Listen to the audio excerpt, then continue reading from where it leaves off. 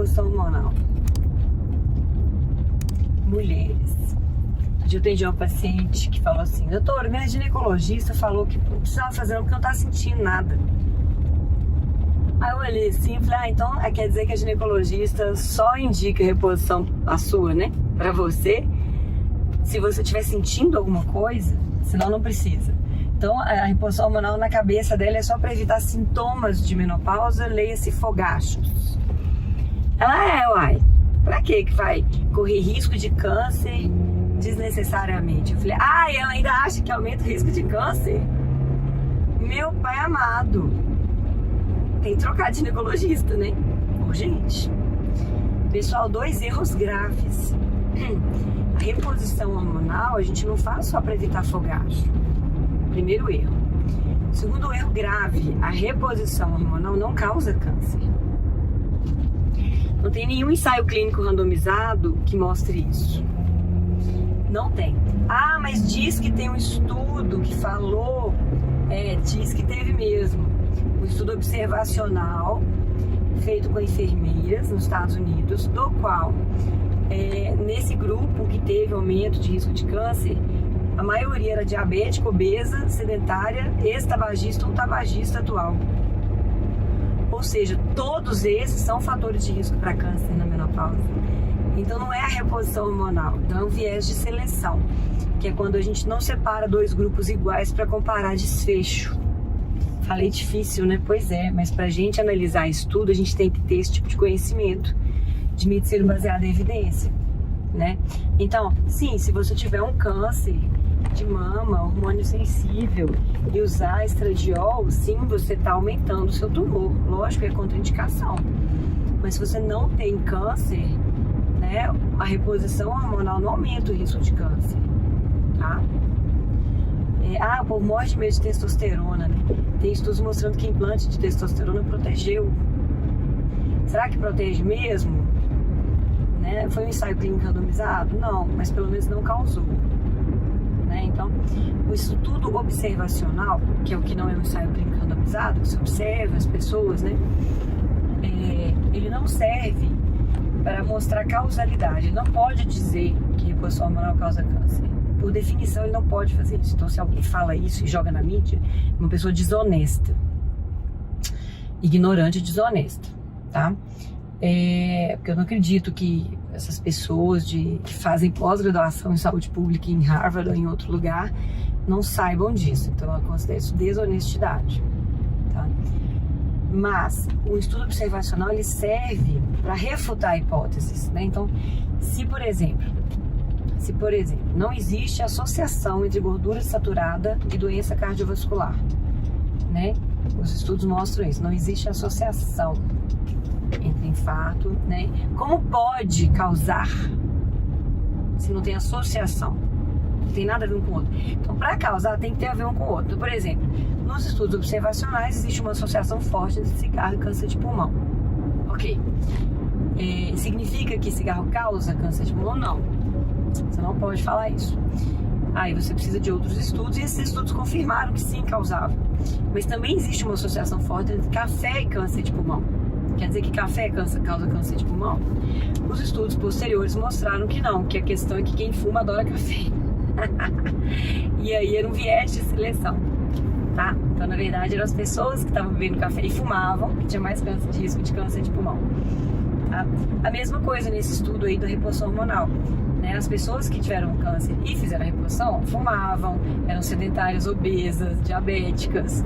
Tudo isso é fator de risco para câncer. Então a gente tem que ter um pouquinho de conhecimento de medicina baseada em evidência para trabalhar com isso e para interpretar também. Eu indico muito o curso do José Neto, né? O SBE, que é o de medicina baseada em evidência, saúde baseada em evidências, né? Do Dr. José Neto, é muito bom esse curso. Eu fiz, acho que todo mundo deveria fazer. Todo estudante de medicina, de nutrição, de qualquer coisa relacionada à saúde, até leigos deveriam fazer. Bom, então vamos lá. Então, para que fazer reposição hormonal? Já que eu já mostrei por que os 2 argumentos que as pessoas mais utilizam são falsos, né? Falhos. A reposição hormonal ela é muito importante na prevenção de várias complicações da menopausa. Por exemplo, A perda de massa magra, vamos por bem fácil. Então, a pessoa entra na menopausa, ela começa a perder massa magra. Na verdade, a mulher começa a perder massa magra a partir dos 30 e 40 anos. Qual mulher, gente? A mulher que não malha, né? A mulher que não estimula, que não come proteína adequada, ela já tem um risco maior de perder. Na menopausa, essa perda é maior, mais acelerada, né? Pela falta dos hormônios. Ela pode sim ser mitigada, né? Reduzida, se você está malhando na perimenopausa. Então, uma mulher que estava fazendo musculação antes de entrar, durante o climatério, quando ela efetivamente para de menstruar e depois, ela tem um risco menor de perda de músculo comparado à mulher que entra na menopausa e não está fazendo nada. Então, tipo assim, 1 ano depois que entrou na menopausa, começa a malhar. Não é a mesma coisa, tá? Então, existe uma perda de músculo importante e um ganho de massa gorda. Então, a mulher começa a engordar muito mais, mesmo comendo as mesmas coisas. E isso, quando você faz reposição hormonal, você ajuda a evitar isso. Na menopausa, a gente tem um risco aumentado de demência, de Alzheimer e outras demências. A reposição hormonal, ela protege contra esse risco aumentado de demência. É um risco, assim, 2 a 4 vezes maior do que a população geral sem a reposição. Então, com a reposição. Então, vale a pena, realmente, para evitar a demência. A menopausa, ela cursa, né, com ressecamento vaginal, dispareunia, que é a dor na relação sexual, atrofia vaginal, e isso aumenta o risco de incontinência urinária, de infecção urinária de repetição, e outras questões, dor, né? Dor, a vagina fica mais fina, a pele, né? Fica bem desconfortável para a mulher. E a libido vai embora, né? Assim, diminui muito o libido, então não é só a questão da dor. Se houvesse libido, haveria dor, né, na relação. Então, de qualquer forma, complica bastante a vida sexual da mulher. Lembra, gente, que a mulher não entra na menopausa aos 70, que você fala, a mulher tá velha. Tem um monte de mulher com 70 dando no couro, super feliz da vida, tá? Mas tem muitas mulheres que entram na menopausa com 40 anos. Eu tenho 43, imagina, eu com 43, não tem condição, né? Então, assim, e hoje a gente vive muito mais. Então, se eu entro na menopausa com 40, 45... eu vou morrer com 80, vou ficar 40 anos na menopausa sem hormônio, sem a proteção do hormônio, né? A progesterona, quando a gente repõe progesterona na mulher, melhora muito a insônia, principalmente a progesterona oral, bioidêntica, né? Micronizada. Tem ela até para comprar, não precisa nem manipular. Então, uma das queixas da mulher da menopausa é insônia.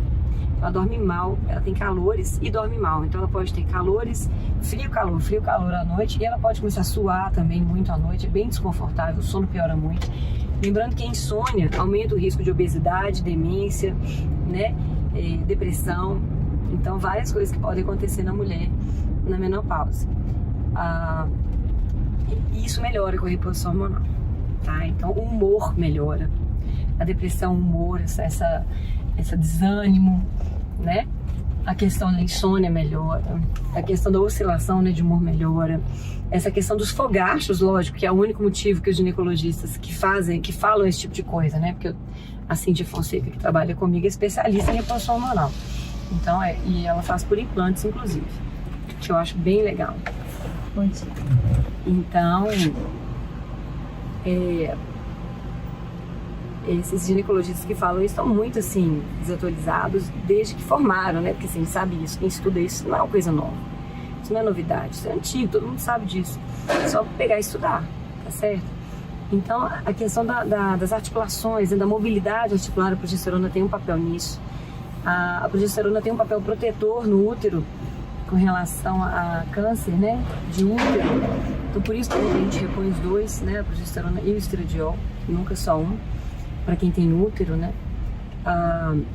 Enfim, gente, tem muitos benefícios na reposição hormonal. A osteoporose, né? Eu não falei da osteoporose. Quando a gente entra na menopausa, no primeiro ano, tem uma perda expressiva de massa óssea. Expressiva. No primeiro ano. Então, principalmente mulheres que são magras, brancas, né? Tem histórico familiar. Ex-tabagistas, que usam corticoides, então, assim, tem até o pessoal que tem mais risco, né? Diabéticos tem um risco maior de osteoporose. E quando você faz a reposição hormonal, você evita isso. Inclusive, mulheres já com osteoporose, com perda rápida de osso, você inicia a reposição e trata a osteoporose, a chance de dar certo ao tratamento, de reter mais osso, é muito maior do que a mulher que está sem reposição. Então, eu já iniciei reposição hormonal em mulheres com menopausa há 8 anos. e teve uma melhora importante na massa óssea. Lembrando que, gente, fratura de colo de fêmur, a mortalidade em 6 meses é 80% na mulher idosa. Então a gente precisa entender que isso é importante, sabe? Evitar uma fratura de fêmur, aumentar a qualidade de vida, aumentar a massa magra do idoso, você diminui o risco de queda, né? Que aumentam tanto a mortalidade no idoso. Realmente, eu não consigo entender por que não fazer. Então eu vou deslançar o desafio. Por que não fazer reposição hormonal? Né? A janela de oportunidade, a gente fala que é até 10 anos. Você pode começar. Se você não fez, você pode começar. E o que você tem que fazer para começar uma reposição hormonal? Você vai fazer... Quais tipos de reposição hormonal existem, né? Então, você pode fazer com oral, que eu não gosto, sou contra. Você pode fazer patch de colar, você pode fazer creme de passar, você pode fazer implante hormonal, que eu acho legal, vaginal, né? Então tem vários tipos de reposição hormonal, aí você tem que conversar com o médico, tem que ter uma avaliação de um ginecologista, lógico, tem que ter mamografia, ultrassom de mama, ultrassom endovaginal, uma avaliação cardiovascular para quem está muito tempo na menopausa já sem nada, né? Então eu faço uma avaliação bem abrangente do meu paciente que eu vou iniciar a reposição hormonal. E eu faço reposição hormonal, sim. Mas precisa ter um ginecologista para examinar. Muitas mulheres têm ultrassom endovaginal normal, mas tem um pólipo endometrial lá que tem que ser tirado. Então você tem que ter um ginecologista que faz colposcopia, né? Não é só aquele preventivo da escovinha. Tem que olhar o colo, né? Olhar direito. Então vale a pena vocês terem médicos experientes que vocês confiam, né? Eu faço, às vezes, eu começo a reposição hormonal, a pessoa tá adaptada, bonitinha, eu falo, agora vamos colocar o implante? Aí eu mando pra Cíntia, a Cíntia põe o implante já sabendo as doses que ela vai colocar, tudo certo. As pacientes ficam super satisfeitas, né? E assim, não é um chip hormonal que você não sabe o que tem, é simplesmente uma reposição hormonal adequada, fisiológica do que você precisa. Né? Você não tá colocando nada misterioso, né? As pessoas hoje têm medo de implante, né? Implante é simplesmente um veículo, né? Que você pode fazer o que você quiser. E tem pessoas que são bem intencionadas, tem pessoas que são mal intencionadas. Por isso que é tão importante escolher um médico ético, honesto, estudioso, atualizado e que trabalha com medicina baseada em evidência, tá? Eu trabalho assim, a Cíntia trabalha assim, os médicos da minha equipe todos trabalham assim. Então, é importante que vocês tenham esse conhecimento, né? Porque a mídia hoje, gente... A mídia fala qualquer coisa, né? Inclusive, hoje a gente tem gente publicando qualquer coisa, porque a medicina parou de ser ciência, né? A medicina começou a ser política e religião. E isso não é bom. As pessoas não podem publicar uma coisa que elas acreditam. Elas têm que se desafiar, né? Eu hoje trabalho com tratamento metabólico de câncer. O tempo inteiro eu tô procurando artigo falando contra. Lógico, porque se a medicina muda, se o conhecimento muda, eu tenho que estar junto com o conhecimento. Então, é importante a gente se desafiar, se criticar, se questionar. E não publicar uma coisa que eu acredito, só porque eu acredito, que eu acho que é legal. Isso não é ético, pessoal. Tá? Hoje a gente tem pessoas publicando porque elas acreditam naquilo. E daí, na hora de selecionar os dados e olhar nas tabelas, elas não, isso aqui não tá batendo. Apaga o dado e publica. Então, maqueiam os dados. Por isso que quando a gente refaz os estudos, não dá o mesmo resultado, porque as pessoas, na verdade, manipularam os dados. E isso é muito errado. Isso é muito errado. Então, manipula o dado na hora de inserir, manipula a estatística, manipula em todas as instâncias. Como que a gente vai acreditar? Em que a gente vai se basear? Olha o tanto que isso é sério. Sua vida depende disso, de uma decisão médica. Percebe? Tá tudo errado, né? Bom dia pra vocês.